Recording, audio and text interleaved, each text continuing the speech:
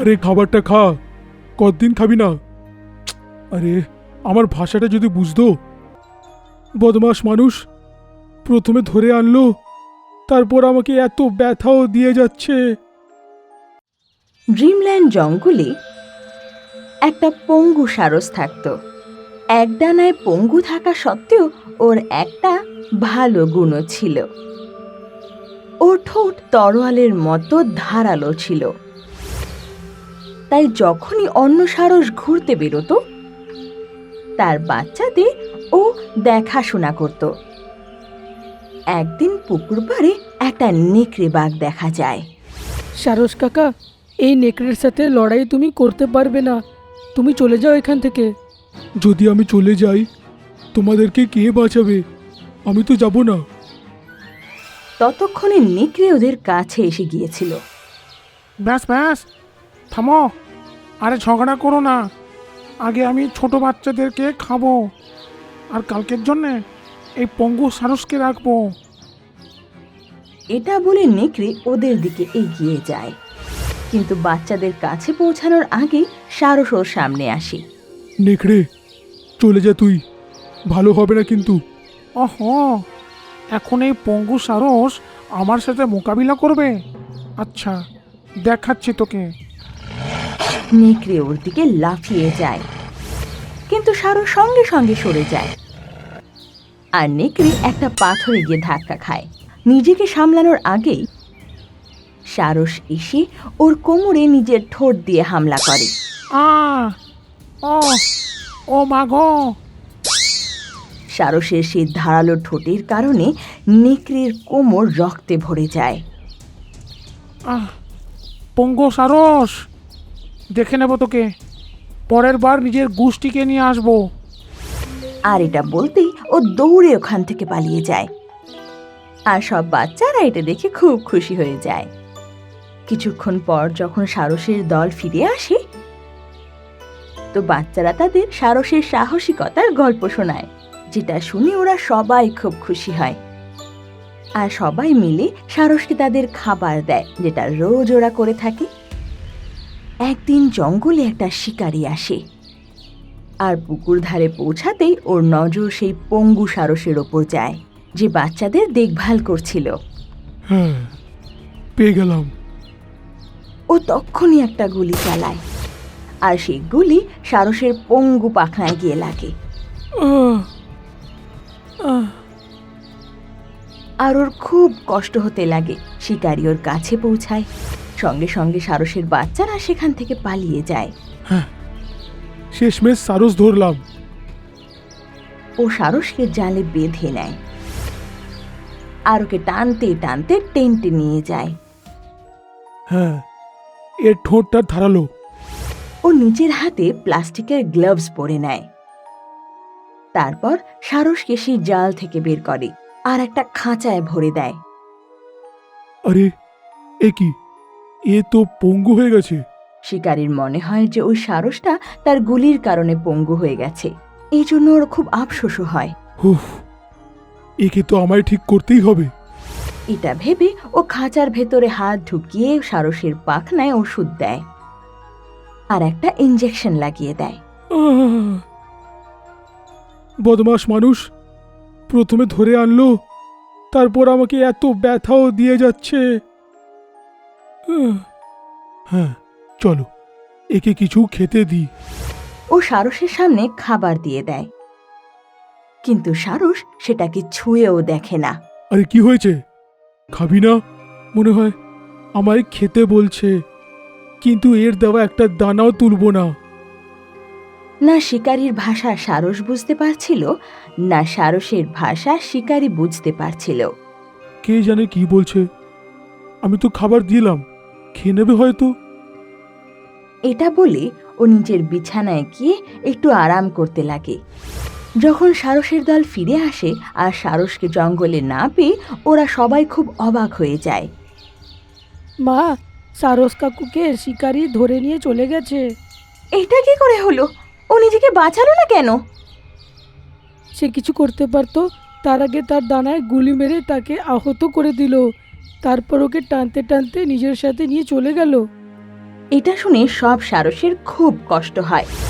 ওদিকে শিকারী সন্ধেবেলায় ঘুম থেকে উঠে পড়ে আর দেখে যে সারস এখনো পর্যন্ত কিচ্ছু খায়নি আর চুপচাপ বসে আছে। আরে খাবারটা খা, কতদিন খাবি না? আরে আমার ভাষাটা যদি বুঝতো। তখনই ওর মোবাইলে কারোর কল আসে। হ্যাঁ স্যার বলুন। কি স্যার বলুন? সারস পেয়েছো? আমার চিড়িয়াখানার জন্য একটা সারস চাই। হ্যাঁ ঠিক আছে, নিয়ে আসবো, আর কিছুদিন সময় দিন। আর এটা বলে ও কল কাট করে দেয়। ভাই শিগগিরই ঠিক হয়ে যা, তারপর তোকে ক্লায়েন্টকে বিক্রি করে মালামাল হব। বলে ও সারসের কাছেই বসে পড়ে আর ওর খাবার খাওয়ার অপেক্ষা করতে লাগে। কিন্তু ও খাবারটাকে ছুঁয়েও দেখে না। ওদিকে রাত হয়ে আসে আর শিকারীর খুব ঘুম পেয়ে যায়। ওদিকে সেই নেকড়ে আরো কয়েকটা নেকড়েকে হামলা করার জন্য তৈরি করছিল। শিকারী সারসকে আরো একটা ইঞ্জেকশন দেয় আর ওর ডানায় ওষুধ দিয়ে দেয়। সকাল অবধি একদম ঠিক হয়ে যাবি। আর এটা বলে ওর পায়ের কাছে খাবারের থালা দিয়ে দেয় আর আরাম করে শুয়ে পড়ে। কিন্তু সকালে উঠে যখন খাবারের থালা ভরাই দেখে তো রেগে চেঁচিয়ে ওঠে। কিছু খাচ্ছিস না কেন? কতক্ষণ এরকম থাকবি? আরে মরে যাবি। সারস ওই বাচ্চাগুলোর কথা মনে করে কাঁদতে লাগে আর শিকারী এটা দেখে অবাক হয়ে যায়। আমি তোর ভাষা বুঝতে পারি না, কিন্তু এটা বুঝে গেছি তুই তোর সাথীদেরকে মনে করছিস, আর তাদেরকে ছাড়া তুই একটা দানাও খেতে চাইছিস না। এখন শিকারীর চোখেও জল চলে আসে আর ও খাঁচার দরজা খুলে দেয়। খোলা খাঁচার দরজা দেখে সারস খুশি হয়ে লাফায় আর হেঁটে হেঁটে বেরিয়ে চলে যায়। এবারও দেখে যে ওর ডানা ঠিক হয়ে গেছে আর ও আনন্দে লাফিয়ে ওঠে। ইয়ে, তার মানে ওই শিকারী যাকে আমি বদমাশ ভাবছিলাম সে ছুঁচফুটিয়ে আমার চিকিৎসা করছিল। ও নিজের ডানা ছড়িয়ে আকাশে উড়ে যায়। ওদিকে নেকড়ে নিজের দল বল নিয়ে সেই সারসের দলকে হামলা করার জন্য এগোয়। বাচ্চারা সবাই পিছনে থাকবি, আমরা কিচ্ছু হতে দেব না।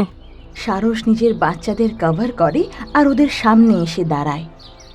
ওরা জানতো যে ওরা কখনো জিততে পারবে না, তবুও ওদের সামনে এসে দাঁড়ায়। আজ তোরা সবাই মরবি। হঠাৎ তখন সারস ওদের সামনে এসে দাঁড়ায়। চুপচাপ এখান থেকে চলে যা। এবার আমরা 3 জন আছি, পুরো 3 জন। এক্ষুনি ওদেরকে মজা দেখাচ্ছি। এটা বলে সারস আকাশে ওড়ে আর ওদের মাথায় ঠোঁট মেরে মেরে ওদের আহত করে দেয়। আহ, ও এ তো আমাকে পাগল করে দিল রে। আহ, ও আর 3টে নেকড়ে ওখান থেকে পালিয়ে যায়। তোকে আবার দেখে খুব ভালো লাগছে রে। তুই ফিরলে কি করে? যদ্দূর আমি জানি শিকারী আমার চিকিৎসা করেছে। যখন ও আমার চোখে জলটা দেখলো তখন নিজেও খুব জোরে কেঁদে ফেললো। এর মানে সব মানুষের খারাপ হয় না, কিছু কিছু ভালোও হয়। সেদিন থেকে সারস আবার বাচ্চাদের দেখভাল করতে লাগে আর এখন থেকে ওর জীবন আরো সুখের হয়ে ওঠে। তোমাদের এই ষড়যন্ত্র আর কাজে দেবে না। আমিও এই রসটাকে নিজের চোখে লাগাবো। কিন্তু সিংহ, তুমি এটা কি করে লাগাবে নিজের চোখে? এর শাখা তো অনেক উঁচুতে, তুমি এত উঁচুতে পৌঁছাবে কি করে? আমি জঙ্গলের রাজা, বুঝলি? একটা জঙ্গলে শেরু নামের একটা সিংহ থাকত। নিজের শিকারদের ধরার জন্য ও একটা নেকড়েকে দাসী হিসাবে রেখেছিল। নেকড়ে সবসময় বাকি জানোয়ারদের ওপর নজর রাখত আর ওদের একলা পেলেই সিংহকে খবর দিত। তারপর সিংহ সুযোগ পেয়ে জানোয়ারদের শিকার করত আর একটু আধটু ওর থেকে বাঁচিয়ে নেকড়ের জন্য রেখে দিত। একদিন হাতি, হরিণ, বাঁদর, ভাল্লুক একটা জায়গায় দেখা করে আর এই সমস্যা নিয়ে কথা বলে। আর বাঁদর গাছের উপর বসে নেকড়ের আসার অপেক্ষা করতে থাকে। চাবের থেকে এই নেকড়ে সিংহর দলে ঢুকেছে, আমাদের বাঁচা মুশকিল করে দিয়েছে। চুপি চুপি আসে আর যে কোনো জানোয়ারকে একলা দেখে সিংহকে গিয়ে খবর দিয়ে দেয়। যদি এরম চলতে থাকে তো জঙ্গলের সব জানোয়ারকে একদিন এরা খেয়ে শেষ করে দেবে। আমাদের এরকম কিছু করা উচিত যাতে এদের দুজনের খপ্পর থেকে বাঁচতে পারি। আমি কিচ্ছু বুঝতে পারছি না। মোটু হরিণ যদি এখানে থাকতো তাহলে নিশ্চয়ই উপায় বলতো। ঠিক বলেছিস, যদি আজ জঙ্গলে এই গাছটা না হতো, মোটু হরিণ আমাদের সাথে থাকতো। ভাল্লুক সামনে থাকা একটা গাছের উপর ইশারা করে বলল, যদি এই গাছ না হতো, মোটু হরিণ আমাদের সাথে থাকতো মানে? মোটু হরিণ একদিন এইখান থেকে যাচ্ছিল, খুব কড়া রোদ ছিল, তাই জন্যে ও গাছের নিচে বসে একটু বিশ্রাম করছিল। তখনই গাছের পাতা থেকে রস টপকাতে থাকে আর ওটা ওর চোখে ঢুকে যায়। শুনে সবাই গাছের পাতাগুলো দেখলো।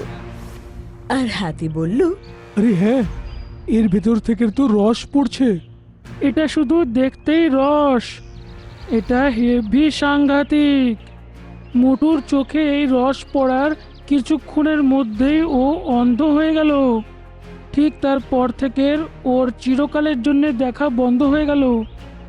অন্ধ হওয়ার পর কিছুদিন এদিক ওদিক ঘুরতে থাকে, তারপর হঠাৎ কোথায় নিরুদ্দেশ হয়ে যায় সেটা এখনো রহস্য। শুনে সবার ওর উপর দয়া হলো, কিন্তু হাতি খুশি হয়ে বলল, বন্ধুগণ, এটা বুঝে নাও যে আমরা নেকড়ে আর সিংহ থেকে ছাড়া পেয়ে গেছি। এতটা বলে হাতি সবাইকে নিজের প্ল্যান বলল, যেটা শুনে সবাই খুশি হয়ে গেল। ওরা জানতো যে নেকড়ে ওদের ওখানে প্রস্তুত থাকার সাথে সাথে সিংহকে এটাও খবর দেয় যে কোন জানোয়ার কি কি কথা বলছে। সন্ধ্যাবেলায় সব জানোয়াররা ইচ্ছে করে ওই গাছটার কাছে আসে। হাতি, ভাল্লুক, হরিণ জোরে জোরে কথা বলতে থাকে যাতে নেকড়ে ওটা শুনে ওখানে এসে যায়। বাঁদর চুপচাপ ওই গাছটার উপরে বসে পাহারা দিচ্ছিল। কিছুক্ষণ পর ওরা দেখল যে সামনের থেকে নেকড়ে আসছে। বন্ধুগণ, নেকড়ে এদিকেই আসছে, নিজের উপায় মতন কাজ আরম্ভ করে দাও। ওর কথা শুনে বাকিরাও জোরে জোরে হাসতে লাগলো। যেটা শুনে নেকড়ে আরো জোর গতিতে ওদের কাছে এলো। তারপর ও লুকিয়ে লুকিয়ে ওদের কথা শুনতে লাগলো। বন্ধুগণ, আজকের পর থেকে আমরা নেকড়ে আর সিংহর ফাঁদে কোনোদিনও পড়ব না। এখন আমাদের হাতে এই জাদু গাছের পাতা যে লেগে গেছে। ঠিক বলেছ। এখন শুধু এই গাছের রসগুলো নিগড়ে নিজের চোখে ফেলার দেরি। তারপর আমার চোখের আলো এত বেড়ে যাবে যে আমরা নেকড়ে আর সিংহকে দূর থেকেই দেখে ফেলবো। শুনে নেকড়ে খুশি হলো আর বলল, এই জানোয়ারদের উপায় এদের কোনোদিন বাঁচাতে পারবে না। এই বলে সে ওখান থেকে পালিয়ে যায় আর সিংহর কাছে চলে আসে। ওর চলে যেতেই বাঁদর উপর থেকে বলল, বন্ধুগণ, আমাদের উপায় কাজ করেছে। নেকড়ে এখন সিংহকে এটা বলার জন্য পালিয়েছে। শুনে সব জানোয়াররা খুশি হলো আর আস্তে আস্তে জঙ্গলে লুকিয়ে পড়ল। কিছুক্ষণ পর সিংহ নেকড়ের সাথে সেখানে এলো আর হাতি ওদের দেখে চুপ হয়ে গেল। আমায় বলো, তুমি কোন গাছের পাতার কথা বলছিলে, যার রসের কারণে চোখের আলো জোর হয়ে যায়? গাছের পাতা, রস, এসব আপনি কি বলে যাচ্ছেন? বেশি চালাক হওয়ার দরকার নেই। আমি নিজের কানে শুনেছিলাম তুমি যে এই গাছের কথা বলছিলে। এটা শুনে হাতি বলল, তুমি যখন শুনেই নিয়েছো তাহলে বলেই ফেলি। এই যে গাছটা, তার পাতা থেকে যে রসটা পড়ে, ওই রসটা চোখে লাগালে চোখের সব আলো বেড়েই যায়। এখন অবধি যত জানোয়াররা নিজের চোখে এটা দিয়েছে তারা আপনাদের দুজনকে দূর থেকে দেখেই পালায়। তাই জন্যেই আমি একলা দাঁড়িয়ে আছি। তোমাদের এই ষড়যন্ত্র আর কাজে দেবে না। আমিও এই রসটাকে নিজের চোখে লাগাবো। কিন্তু সিংহ, তুমি এটা কি করে লাগাবে নিজের চোখে? এর শাখা তো অনেক উঁচুতে, তুমি এত উঁচুতে পৌঁছাবে কি করে? আমি জঙ্গলের রাজা, বুঝলি? বলে সিংহ গাছের উপর বসে থাকা বাঁদরকে বলল। বাদর, যে গাছের ওপরে তুই বসেছিস ওর একটা শাখা বার করে নিচে ফেল। শুনে বাঁদর মাথা দোলালো আর একটা ডাল ভেঙে নিচে ফেলে দিল। হাতি, এখন এটা চোখের মধ্যে কি করে লাগাতে হবে সেটা তুমি করবে। হ্যাঁ, তুমি নিজের চোখটা খোলো, আমি এর পাতার ভিতর থেকে রস বার করে তোমার চোখে ঢেলে দিচ্ছি।